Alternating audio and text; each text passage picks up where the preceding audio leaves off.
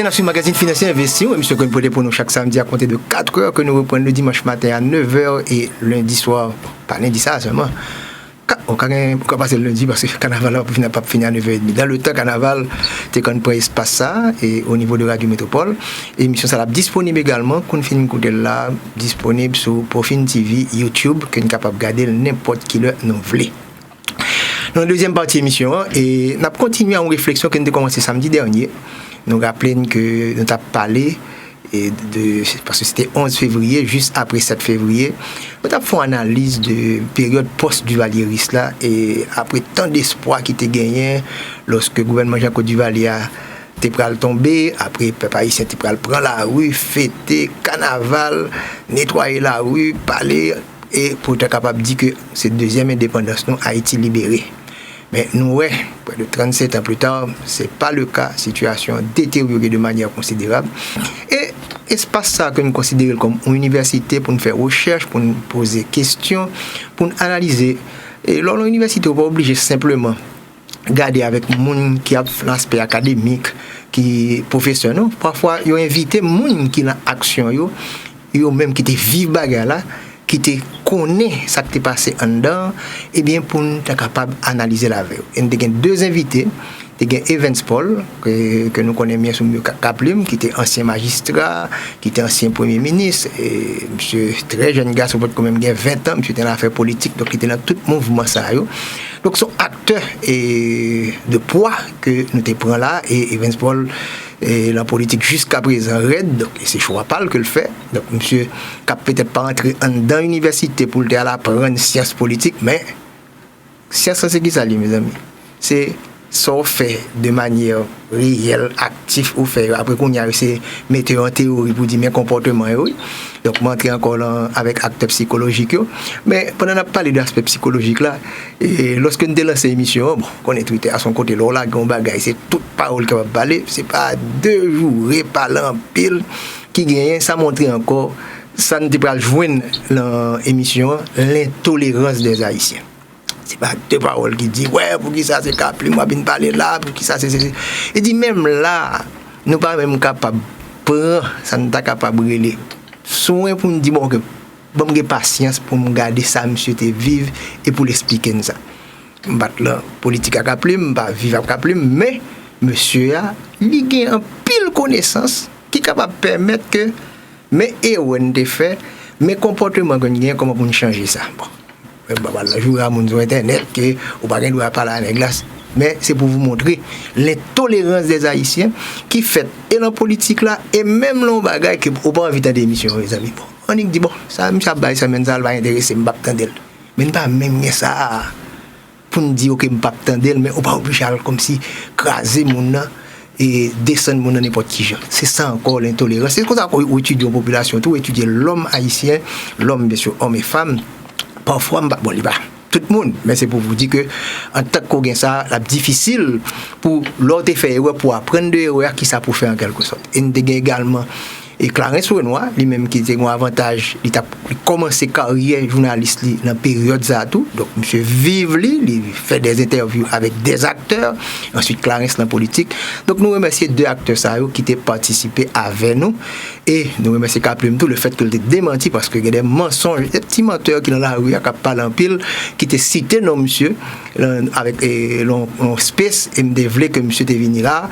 Bon, bien que qu'on y a là, c'est parole contre parole, je me dis puisque des menti bail qu'on y a c'est pas vrai donc on y a venu avec des informations sérieuses alors facile tout pour une chita à l'extérieur pour n'a faire moun comprendre c'est dans pays a que n'y a fonctionné après pour n'a voyer monter ce monde qui là mais attention nous sommes vieux gars tout la fait technologie pas oublier là nous c'est monde qui porter l'effet ça n'a pas brûler pas beau ici là en pile travail pour l'installer pour l'instaurer dans le pays bah yo gen trace moi n'a fait comme d'ailleurs les menaces ça yo n'a enregistré n'a porté plainte et local et même côté Koto pas veut dire koto pour que si gon problème qui arrive parce que le facile pour nous rester dans confort nous à l'extérieur pour n'a fait menace sur Haïti, un pays aussi fragile, n'importe tête fait mal comme là les sous koto my phone.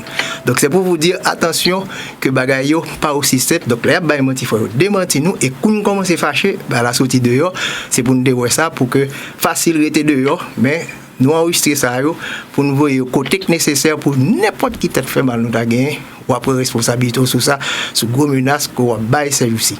Donc voilà comment émission a été faite mais en avancé pour nous ouais exactement là des points que Evans Paul a avancé pour nous le problème d'organisation. N'a rappelé que nous fait sortir à regarder l'émission parce que nous pas besoin de reprendre à repasser encore pour ne pas perdre du temps.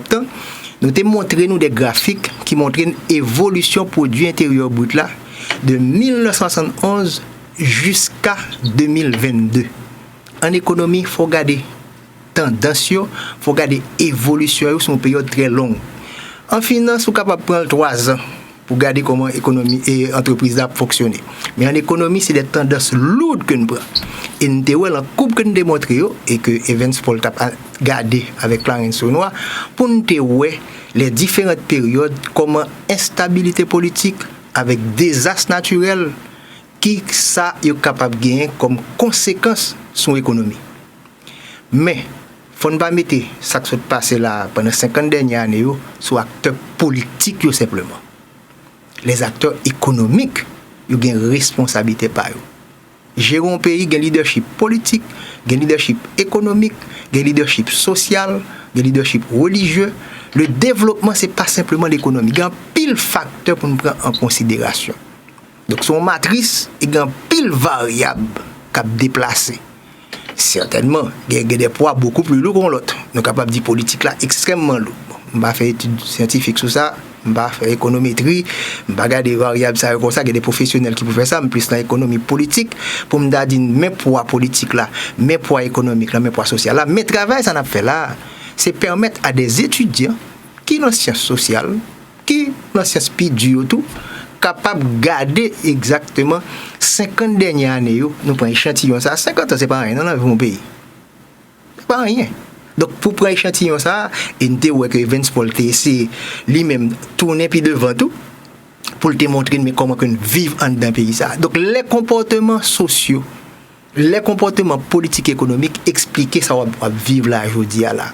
Donc, il y a des variables indépendantes et des variables dépendantes.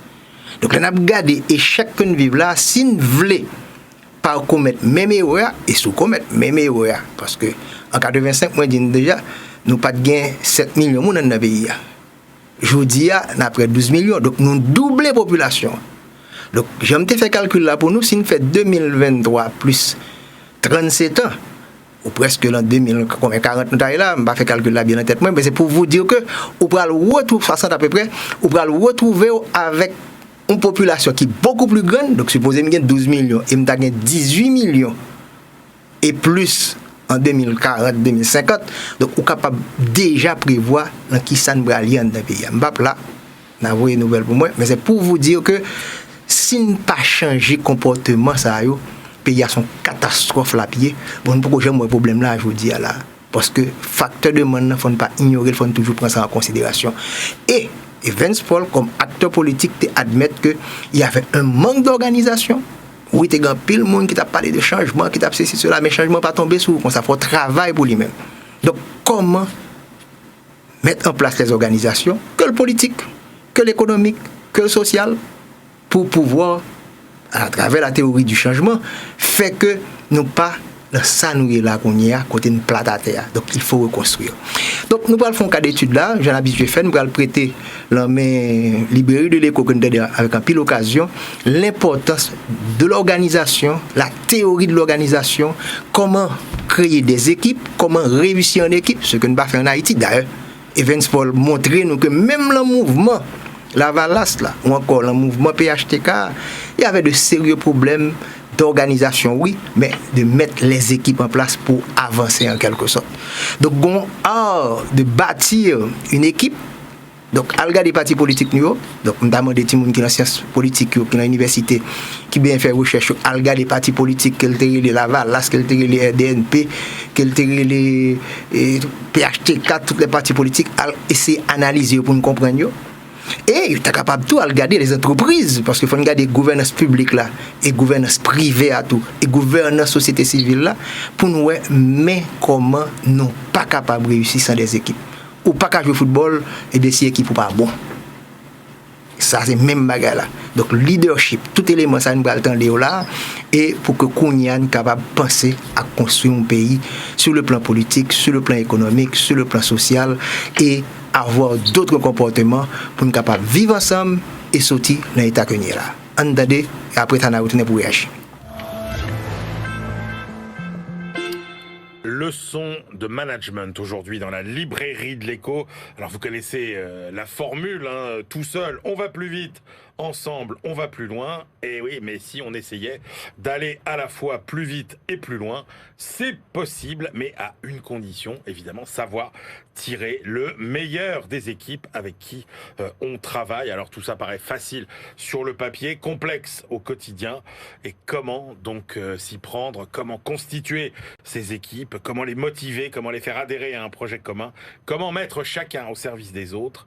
Réponse avec nos deux experts du jour. Gérald Karsanti, bonjour. Bonjour Emmanuel. Gérald, vous êtes l'ancien PDG de SAP France, vous êtes ancien dirigeant de IBM, Capgemini, HP. Vous avez tous fait, hein, tous les grands du secteur. J'en ai fait quelques-uns.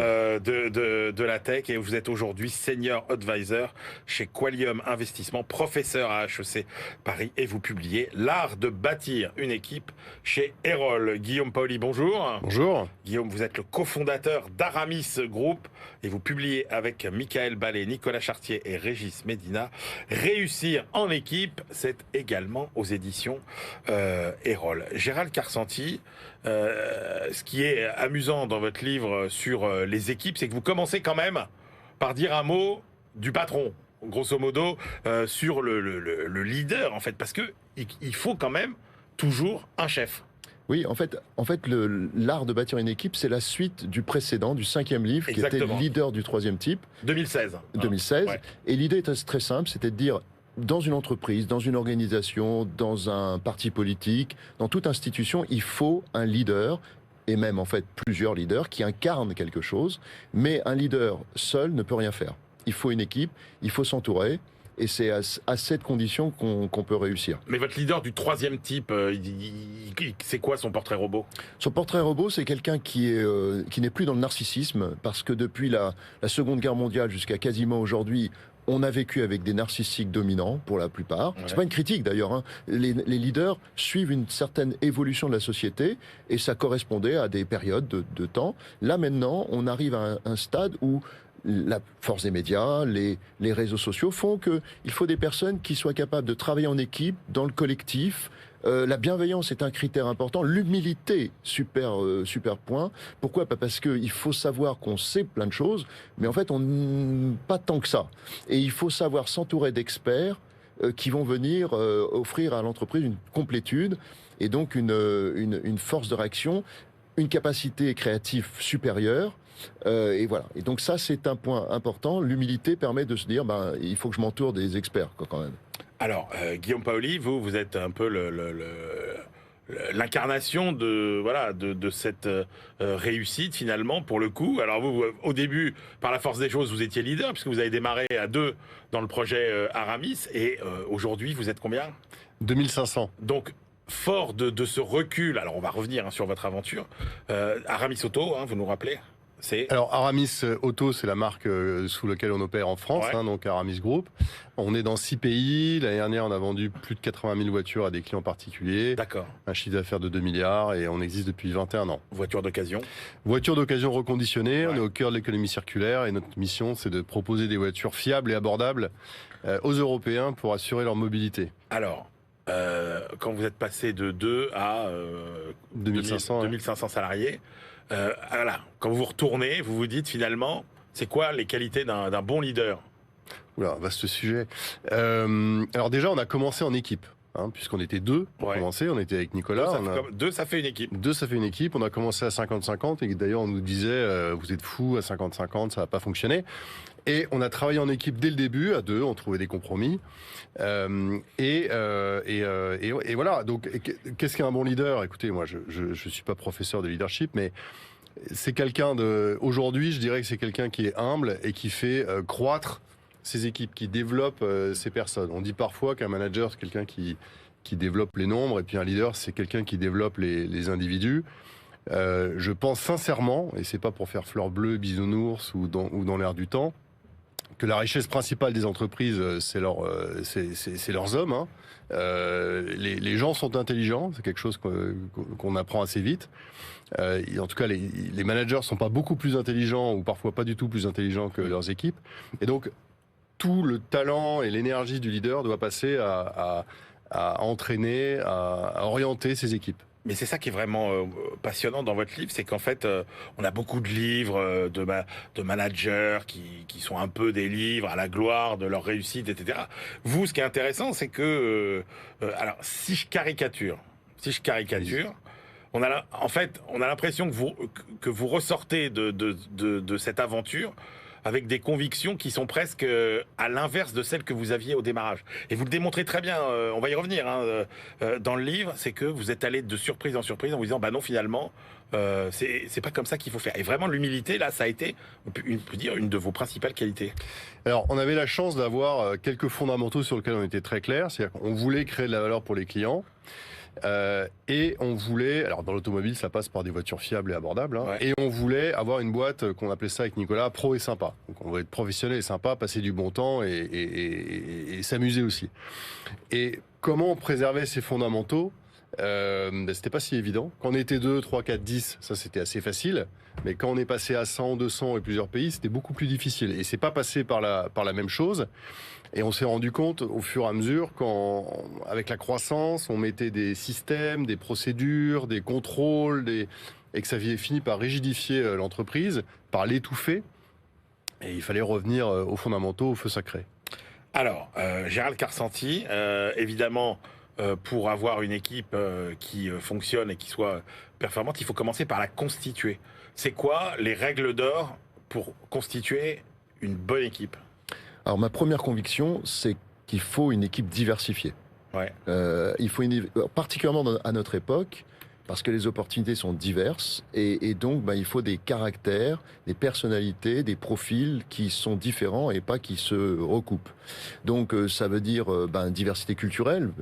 Aramis est dans plusieurs pays. On le sait, dès qu'on fait de l'international, ce qui a été mon cas, on comprend que le même message passé par une entreprise au niveau européen ou mondial ne sera pas reçu de la même façon dans les différents pays, parce que chacun a sa culture, son passé, et donc forcément, il y a une réception qui n'est pas la même. Donc, faire au contraire de la différence culturelle un atout, ça c'est le propre des grands leaders. La deuxième, c'est la diversité homme-femme.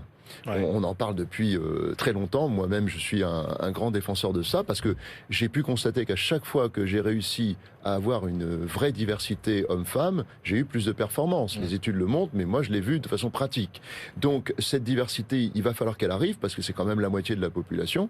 Et comme on a des problématiques importantes à régler dans les temps à venir, il va nous falloir cette diversité-là. Et puis après, il faut, pour constituer une équipe, il faut faire appel aussi aux théories. Les théories de leadership ne servent pas à rien. Elles servent parce qu'elles nous permettent de comprendre la psychologie, le théâtre intérieur des leaders, les caractéristiques de le style de leadership. Et donc, quand on veut constituer une équipe, on va essayer d'aller chercher des talents différents. Mais là, la bonne nouvelle, c'est qu'en matière de diversité, on n'a jamais été aussi bien servi qu'aujourd'hui, finalement, en termes par rapport à il y a 10 ans, 20 ans, 30 ans, en termes de diversité de parcours, de diplômes, effectivement, de diversité culturelle, hommes, femmes, l'âge même, les jeunes, les vieux, etc. Ça n'a jamais été aussi facile d'aller piocher dans les diversités, j'ai envie de dire. Oui, mais qu'on ait progressé, c'est une évidence. On voit bien que les 10 dernières années, on a eu un progrès considérable. Maintenant, est-ce qu'on est là où on devrait être? Non. La réponse est sur les hommes-femmes, par exemple. On est encore à 3 femmes qui dirigent une entreprise du CAC 40, un pourcentage très faible dans le SBF 120. Donc on est encore loin de là où il faut être, mais on progresse. Ça, c'est une évidence. Vous dites la similitude, alors c'est contraire à ce que je pensais, la similitude crée des conflits davantage que la diversité. Oui, je crois qu'en fait, on se rend compte que quand on est entouré de personnes qui nous ressemblent. Vous savez, dans l'Europe, dans l'Occident, je dirais, on a cette habitude de dire, de faire, qui se ressemble s'assemble. Parce que finalement, ça nous rassure. On va chercher des diplômés des mêmes écoles, on va chercher des personnes qui sont passées par les mêmes circuits, et ça nous rassure d'avoir en quelque sorte des petits clones de nous-mêmes. Alors qu'en réalité, il faut faire l'inverse. Je ne dis pas qu'il faut faire de la diversité un objectif absolu. Il faut simplement se dire que quand on s'entoure de personnes qui sont comme nous, on a tendance à, ne pas avoir le maximum d'idées sur la table, et puis 2, chacun va vouloir malgré tout imposer ses vues qui finalement ne sont pas très différentes de celles de son voisin. Mais ça crée donc une sorte d'inertie, et une inertie combative parfois. Alors que quand vous avez des personnes très différentes les unes des autres, vous allez avoir sur un sujet plusieurs opinions. Reste que derrière, le patron ou les patrons, quand il y a des cofondateurs, vont devoir, avec cette masse d'informations et d'idées, vont devoir trancher. Parce que le propre d'un leader, c'est aussi de décider à un moment donné. Guillaume Paoli, travailler en équipe, ça commence par quoi? Ça commence par se mettre d'accord sur les problèmes à résoudre ou sur la vision. Ouais. Et les règles d'or ou les grandes valeurs sur lesquelles on ne veut pas transiger. Donc ça, je pense, c'est vraiment le début. Et d'ailleurs, le rôle du leader, c'est de faire travailler, réfléchir ses équipes pour être en mesure de travailler justement à arriver à cette vision. Mais si la vision n'est pas claire au début, on risque pas de l'atteindre. Alors c'est là où le réglage est délicat, parce qu'effectivement, il faut qu'il y ait une vision claire au début. Et on voit bien, vous le racontez dans votre aventure, c'est que dès que finalement la vision n'est pas claire, vos salariés vous le reprochent très vite, et ça se ressent même dans leur comportement et leurs résultats.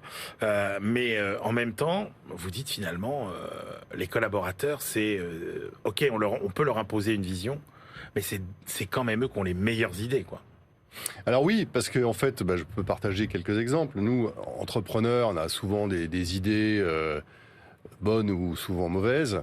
Et cette fascination pour les process miraculeux qu'on pourrait appliquer. Alors ça, on en est bien revenu. Ouais. Mais typiquement, une bonne idée, c'est de dire, une fausse bonne idée, c'est de dire, on va faire une nouvelle fonctionnalité sur le site. Parce que ça vient de sortir, il y a un concurrent aux US qui a fait la même chose. Et donc ça va mobiliser les équipes qui vont pas vraiment comprendre pourquoi, parce que eux ils sont au contact des clients et les clients ne demandent pas ça. Ouais. Ça va créer de la complexité, ça va pas être adopté, alors que finalement il y a tout un tas de problèmes qui sont en réalité des opportunités, parce que s'il n'y a pas de problème, il n'y a pas tellement d'opportunités d'amélioration. Et on peut encourager les équipes à aller traiter ces problèmes-là, et ça ira dans l'intérêt du client.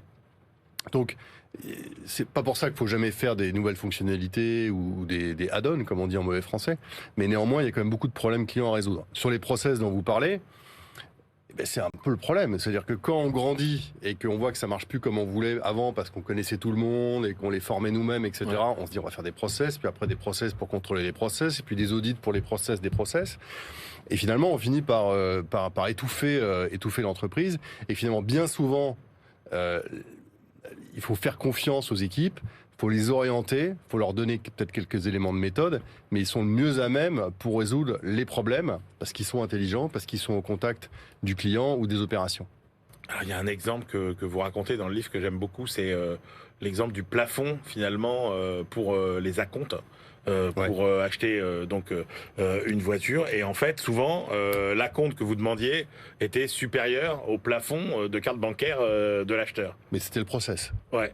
Donc on a mis un process en place qui était complètement débile par rapport aux besoins du client, et qui évidemment qui limitait, qui même à un moment a limité notre croissance. Et c'est un problème qu'on a identifié en allant sur le terrain avec les équipes nos comités de direction locaux commencent toujours par un cas client. On regarde un cas client. Et donc voilà. Et c'est pour ça qu'il faut faire confiance aux équipes. Il faut les aider à visualiser les problèmes, il faut les orienter, il faut les soutenir, plutôt que leur dire exactement quoi faire et venir derrière contrôler tout ce qu'ils font.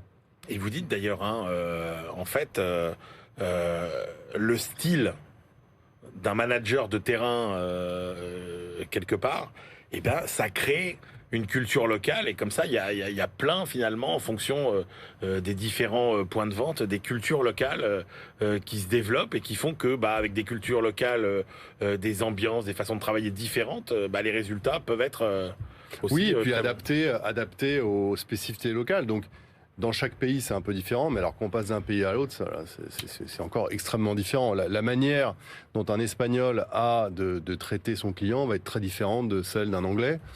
Même si on est tous sur le même continent, ça se passe pas partout pareil. Gérald Carsanti, vous dites un collectif, ça n'est pas une organisation, c'est même le contraire. Dans le collectif, déjà, il y a l'aspect culturel. Ouais. C'est-à-dire qu'en fait, une organisation, une entreprise, c'est d'abord, on l'a dit tout à l'heure, c'est une vision. Déjà, on part sur une vision qui va évoluer dans le temps et puis qui va donner aux collaborateurs du sens, la fameuse raison d'être, mais qui est très importante parce que le mot est galvaudé. Mais en fait, on se lève le matin pour travailler pour quelque chose, pour une entreprise, pour un objectif, pour des personnes. N'oublions pas que la définition la plus courte qui existe du leader, c'est un leader, c'est quelqu'un que l'on a envie de suivre. Il y a le mot envie dans cette définition, et je pense que ça c'est très important. Donc en fait, un collectif, c'est d'abord quelque chose qui repose sur un existant, une culture, une histoire, une accumulation de faits qui font qu'il y a une appartenance et une envie d'adhérer à quelque chose. Et ça, c'est très fort. Et ça fait la différence d'ailleurs entre deux organisations. Alors, dans ce qui peut toujours paraître comme étant extrêmement organisé, structuré, quelle place il faut laisser à la confiance et même, j'ai envie de dire, à l'émotion, carrément? Alors, le mot est prononcé, l'émotion c'est très important parce qu'en fait on a tendance, quand on est dans des grosses structures, à diriger de façon très rationnelle, et l'intelligence évidemment qu'on appelle logico-mathématique joue un rôle important. Quand on crée quelque chose, on est au départ plus dans l'émotionnel parce qu'en fait on veut créer quelque chose, on veut créer une idée, une effervescence, et puis après, on vient de le dire, il y a un moment quand l'entreprise croît, moi j'ai la chance d'être dans quelques startups à différents niveaux de développement, immanquablement, il faut structurer. Immanquablement, il faut mettre des processus en place.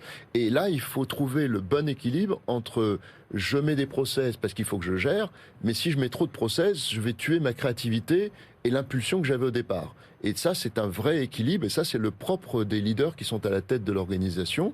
Parce que s'ils ne le font pas, voilà, ça va rejaillir immanquablement sur les résultats, sur l'ambiance. Parce que les personnes, nos équipes ne rentrent pas dans une entreprise qui démarre. C'était le cas chez Aramis il y a 20 ans. Il y a longtemps. Et quand on rentre dans un grand groupe, on s'attend pas à autre chose que d'avoir des processus. Et c'est nécessaire. Alors après, il faut les simplifier au maximum. Mais quand on rentre dans une plus petite structure, on s'attend justement à l'inverse. On s'attend à avoir des impulsions permanentes, capter les opportunités de marché, ne pas laisser passer quelque chose d'important, pouvoir racheter une entreprise, faire du build-up, comme on dit dans le mauvais français, aller dans un nouveau pays. C'est ça qu'on s'attend à ça. Et je crois qu'il faut trouver cet équilibre à partir du moment où l'entreprise franchit un certain seuil. Alors, non, quand même, Guillaume Paoli, votre sentiment sur la confiance et l'émotion, et puis quand même, ce qu'a commencé à esquisser Gérald sur la gestion de la croissance, quoi. C'est-à-dire comment on fait pour intégrer finalement au fur et à mesure des gens qui n'étaient pas dans le projet initial. Comment on réussit les changements d'échelle, en fait? C'est tout le propos du livre. Hein. Ouais. Et en fait, on a commencé par... On s'est rendu compte assez vite qu'on prenait une mauvaise voie, qui était celle de tout faire partir de la tête et de contrôler avec l'exécution des process, etc. Et on s'est rendu compte qu'il fallait décentraliser le leadership quelque part, avoir beaucoup de premiers de cordée, même si c'est un mot qui est connoté politiquement maintenant, mais et voilà, il fallait décentraliser, faire en sorte que les opérateurs, les managers, les execs au plus proches du terrain soient en mesure d'être agiles, de visualiser leurs problèmes, de les régler, de se passer la main, de travailler en équipe. Il y a un super bouquin qui s'appelle Team of Teams du général McChrystal qui nous a pas mal inspiré aussi. Ouais. Comment faire travailler des équipes. Chaque équipe Ensemble. est un joueur d'une équipe un peu plus grande en fait. C'est un bouquin magnifique. Alors d'ailleurs, vous avez une préface de Carlos Tavares, Oui. le patron de Stellantis, et qui lui dit il s'agit pas seulement de faire travailler une équipe, mais il faut faire travailler une équipe avec d'autres équipes. Exactement. C'est exactement le propos. Donc Carlos Tavares, Stellantis est actionnaire majoritaire d'Aramis Group. On est totalement indépendant et autonome et on est coté en bourse, mais ils nous soutiennent. Et Carlos Tavares, c'est quelqu'un, on ne le présente plus, ni son parcours. Et c'est exactement le propos. C'est-à-dire comment faire en sorte que des équipes arrivent à bien travailler ensemble. Inévitablement, il y a des accros, mais avec la méthode qu'on a réussi. Et alors, c'est quoi cette méthode? Donc, il dit quoi, notre général? Alors, je peux pas résumer le propos de son bouquin, et puis on n'a pas appliqué exactement tout. Mais le rôle du leader, ça va être... Alors, il y a tout un tas de sujets sur les officiers de liaison, etc., mais c'est pas le propos du jour, mais comment on fait travailler des équipes ensemble, avec une vision qui est très claire, avec des valeurs partagées, et de temps en temps, le leader doit rapprocher les gens et arbitrer.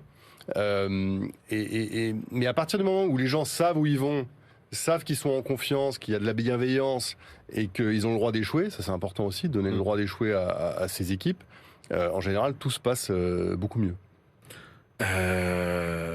Alors, ce qui est intéressant, c'est que dans vos deux livres, tous les deux, vous avez beaucoup de témoignages aussi de grands patrons et partage d'expériences. Alors vous, Gérald Karsanti, vous citez l'expérience, vous dites le COMEX a un rôle important à jouer, et vous citez le cas de Benoît Coquard, le DG de Legrand. Racontez-nous ce qu'il a fait, lui, avec son COMEX. Je pense que lui, c'est un bon exemple, mais juste peut-être dire quand même que dans la préface de Carlos Tavares, effectivement, c'est un leader par excellence, mais la préface du mien, c'est Maud Bailly, Exactement. qui est un leader, Absolument. une femme incroyable, et qui m'a fait l'honneur de préfacer le livre. Et puis après, j'ai voulu justement avoir des Tout le monde ne dirigeants... connaît pas Maud Bailly. Alors, qui est Maud Oui, Bailly? alors Maud Bailly qui vient de prendre une responsabilité mondiale chez Accor, donc elle est dans une position elle est au COMEX bien sûr d'Accor, et elle joue un rôle fondamental. Et puis j'ai voulu en fait dans le livre avoir des patrons du CAC 40, du SBF 120, le chef d'état-major de la marine, des professeurs, des directeurs de Polytechnique, le M Lyon, des start-upers, c'est-à-dire en fait des éclairages sur l'équipe. Très différent. Alors pour Benoît Coquard, c'est la société Legrand. Moi, ce que j'aime beaucoup dans son approche, c'est qu'il y a quelque chose de très très personnel sur la constitution d'une équipe autour de la compétence. Il y a un projet, en plus c'est une entreprise qui a aussi une ramification régionale, donc ça c'est quelque chose qui moi me tient à cœur aussi. C'est quelqu'un qui a une vision. Et alors là, pour le coup, parce que je le connais, c'est quelqu'un qui a une grande humilité. Et je pense que ça, pour moi, en termes de leadership, c'est un point très important. Juste un point quand même intéressant, parce que on va voir à quel point l'équipe, la notion d'équipe et de collectif, dans la tête des dirigeants, est quelque chose d'important. J'avais en tête, dès le début, de me dire, je vais réserver un tiers du livre à des témoignages. D'une certaine façon, l'éditeur m'a fait remarquer que j'avais travaillé en équipe. D'une certaine façon. Mais ce qui m'a vraiment plu, c'est que j'ai envoyé ça à 17 personnes, et les 17 ont répondu tout de suite oui. Et surtout, ils ont fait un travail incroyable, parce que il y a quelques interviews qui sont intenses, avec une ministre notamment, mais il y a aussi des leaders, dont Benoît, qui ont fait ou Maud, qui ont fait des textes de 3 à 4 pages, et on sait qu'écrire 3 à 4 pages, c'est pas simple, c'est parfois plus compliqué que d'écrire un chapitre tout entier. Donc ils se sont vraiment investis, ils y ont passé du temps, parce que le sujet leur tient à cœur. Guillaume Paoli. Alors, il y a quand même beaucoup de... Dans votre livre, on sent votre admiration pour le modèle Toyota, que vous pouvez peut-être nous résumer rapidement. Qu'est-ce qui fait que ce modèle vous fascine ? Et puis, en gros, ce que vous avez dit tout à l'heure, en gros, cette capacité, la qualité principale du manager, finalement, vous dites c'est plus écouter que convaincre. Oui, alors ce qui nous fascine chez Toyota, alors toute proportion gardée, et on n'est pas du tout au même niveau, mais c'est une société qui est obsédée par le client, et c'était notre cas avec Nicolas au départ. Nous, on est parti du principe que la distribution automobile traditionnelle traite mal ses clients. Ouais. On veut leur proposer une autre expérience, donc c'était notre point de départ également. C'est une entreprise magnifique qui est très résiliente, qui a une constance absolument incroyable, et qui a développé au cours des années un système d'apprentissage qui s'appelle le Toyota Production System, et qu'on peut appeler le Thinking People System, qu'on appelle aussi Lean, et qui est un système pour favoriser l'apprentissage des équipes et leur capacité à régler leurs problèmes elles-mêmes. Et donc on s'est beaucoup inspiré de ce système d'apprentissage qui est aussi une stratégie. J'aurais du mal à vous le définir en quelques mots, mais globalement c'est comme ça que je pourrais le présenter. Juste pour terminer, parce que finalement on a l'impression que là c'est savoir faire travailler les gens en équipe, c'est presque plus un art que finalement une méthode, mais quand même il faut des outils pour bien, il faut s'appuyer sur des outils pour bien travailler en équipe. Des outils, des méthodes, des rituels. Alors on en cite quelques-uns dans le livre, hein, donc certains qui existent, d'autres qu'on a développés nous-mêmes. Mais le plus important, c'est que les gens se parlent et comprennent où ils vont. Et à partir du moment où ils comprennent où ils vont, quels sont les enjeux, encore une fois, les gens sont intelligents et l'important, c'est qu'ils continuent à apprendre. Et nous aussi, on continue à apprendre. Merci, messieurs, pour cette émission qui fut donc un travail collectif. Gérald Karsanti, je rappelle votre livre « L'art de bâtir une équipe », c'est chez Erol. Et puis Guillaume Paoli, ouvrage collectif avec Michael Ballet, Nicolas Chartier et Régis Médina. Réussir en équipe, également aux éditions Erol. Voilà, chers amis, je crois que ça a bien à propos sur le sujet que nous avons développé semaine dernière de manière pratique, à savoir comportement des leaders, comportement des managers sur le plan politique, sur le plan économique et sur le plan social. Et nous toujours parler d'économie, management, là, sont notre science liée, mes amis. Parfois, nous pensons que l'économiste, là, c'est manager, c'est financier, chaque gain est capable de dire façon de fonctionner par eux. Donc les managers sont fondamentaux.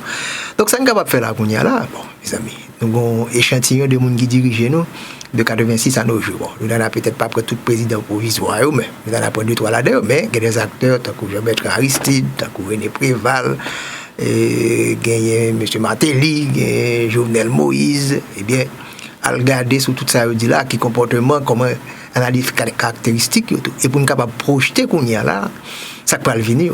En général, il faut connaître comment on a dirigé. Par exemple, aux États-Unis, ils étudient présidence, chaque monde, pour regarder quel style. Regardez, monde, c'est ça, fait simplement. C'est historien de la présidence. Pour raconter comment ils prennent des décisions. Les fameux Lincoln, tout les présidents américains, comment ils comportent. Et même le président actuel, qu'on a regardé, ancien président, l'histoire, qui est fondamentale, mes amis. On a l'histoire, comment nous comporter nous. Et c'est comme ça qu'on va faire théorie à tout. Donc on parle que faut réussir en équipe ou pas qu'à réussir pour contre. Politique, c'est pas tennis, c'est pas boxe lié, c'est football lié. Ou gagne un joueur souterrain, ou gagne un entraîneur et ou gagne tout un corps d'assistance qui peut faire ça. Est-ce que leader nous là, juger, garder le comportement, garder les déclarations qu'on a fait. Pas vrai? Je peux d'Aristide. Jovenel Moïse, nous rappelons toute parole, nous parlons de lui-même. Comment que il était pensé que faut le faire ceci, faut le faire cela. Gardez, interprétez, et analysez ça. Nous dire, est-ce que c'est monde qui vraiment en équipe? Monsieur même parlé de narcissique dominant. Comment travailler en équipe? Est-ce que les leaders ont une humilité? On regarde les leaders, est-ce que c'est des gens qui aiment? Est-ce que assistent, est-ce que tant des gens? C'est des questions, c'est des travail pour nous faire. Il parle de qualité de bons leaders, faire croître ces équipes. Est-ce que leur fin gain pouvoir pour mettre les gens ensemble, faire mon travail ensemble? Et attention, même les gens qui ne peuvent pas avoir, il faut qu'on fasse beaucoup de parce que ce n'est pas une majorité au niveau du Parlement. est-ce que vous comprenez ça n'est capable de structures politiques là, est-ce que il y a une culture politique là? Il parle également et qualité bon leader, entraînement et orientation des équipes. Fondamental, créer de la valeur pour les clients. Donc ça c'est pour leader économique. Pendant parler de ça, il faut regarder parce que bon bah un terme anglais le corporate governance, à savoir la gouvernance d'entreprise. C'est pas seulement chita dans politicien non, on connaît mes politiciens pour nous critiquer mais à regarder les grandes entreprises haïtiennes comment elles gèrent tout. À regarder conseil d'administration yo. Banque pas gain choix parce que il y a des pressions qui fait sur eux. Mais regardez l'autre entreprise haïtienne yo. Conseil d'administration, est-ce que il y a des actionnaires, est-ce que l'assemblée actionnaire est faite, est-ce que discussion ça a réalisé en quelque sorte, donc un bon leader. Et il parle également de système, de procédure, de processus. À regarder l'entreprise yo, est-ce que son monde qui prend toute décision à sa tête, mais est-ce qu'il y a des procédures, des normes pour respecter. Au parle de bailleur, il a travaillé avec organisation haïtienne, il y a une série d'exigences que vous faites. Faut faire réunion, faut capable gagner une note pour ces verbal qui tire. Donc m'baye ak moun qui la science politique yo, mais moun qui la science tant que management yo, al faire des recherches sur entreprise locale yo. Comment fonctionner dans ce sens ça. Aspect psychologique la sortie là-dedans également. La participation des femmes, est-ce que mesdames yo nous bayo également importance, est-ce que nous diversifier mot ça vient en pile façon. Ouais, côté même là il parler de similitude versus diversité. Il même questionner ça n'est capable de l'Occident façon de fonctionner et si on pas fait mélange pour entrer l'autre monde, donc cette diversification pose problème. Donc homogénéité versus hétérogénéité. Il poser des questions également sur diversité d'opinion. En Haïti, qu'on est parti politique là, chef l'a parlé et tout le monde d'accord. Si vous pas d'accord, jetez où. Donc tout ça est entré. Et le leader, il faut prendre décision. Donc, le leader, il faut avoir une vision, il faut avoir une mission. Qui côté il veut mener troupe, qui côté il veut mener équipe. Et qu'après, il attirer l'attention comment, en dedans, mouvement, ça, des clans qu'il a dedans. Comment on va gérer le clan ça. Est-ce que c'est une véritable équipe, mais chaque monde fait un clan par eux. Faire réfléchir ces équipes, les idées des collaborateurs, mobilisation et motivation des équipes. On a pas des gars de football, on a pas des gars de basketball, et bien ça, autour. Équipe qui champion, équipe qui gagne, entraîneur, on a parlé de Pep Guardiola, on a parlé de Phil Jackson. Nous devons apprendre de ça autour. Si nous voulons faire politique, si nous voulons gérer organisation, que le politique, que le social, ou encore des entreprises. Nous-mêmes qui voulons faire entrepreneuriat, ce n'est pas juste pour entreprise. Quand il y a là, les gens qui parlent d'entreprise, comment on peut le mener. Donc, il parle de collectif là, de l'aspect culturel, qui raison d'être organisation, qui compte vous voulez aller. Est-ce que ça fait l'argent simplement qui était organisation? Je dirais parler de RSE, côté que ou une responsabilité sociale au niveau des entreprises. L'entreprise n'est pas là simplement pour faire l'argent, qui ça le faire dans l'environnement, dans le social là. Et c'est ça le sujet à ça au niveau de sommet finance là, pour garder écologie et économie. Parce que là, pour cette économie en trop, au détriment de l'écologie, finalement, il va avoir un pile problème. Il parle de confiance. Est-ce que nous avons confiance dans les leaders? Pas seulement nous allons voter ou non, mais lorsqu'après mandat, il commence à fonctionner, est-ce que nous n'avons pas perdu confiance dans nous-mêmes? L'intelligence émotionnelle, parce que nous connaissons que il a parlé de politique, grand pile émotion, grand pile passion. Mais est-ce que c'est intelligent? Nous saluons un ami là, qui m'a pris là, du côté de Boston, toute émotion, il était là à faire politique, et après il m'a dit, ouais, je connais qui est lié et là ça. Donc faut processus surtout non procédure pas tuer la créativité, l'innovation. Donc faut faire partenariat parce que parti politique pour la n'a pas gagné ces monde ou pour le faire alliance ça con l'autre parti qu'on y a comment pour le build up ça entre dans build up équipe tout ou pas obligé gagner moyen pour gagner élection pour compter sur l'autre monde.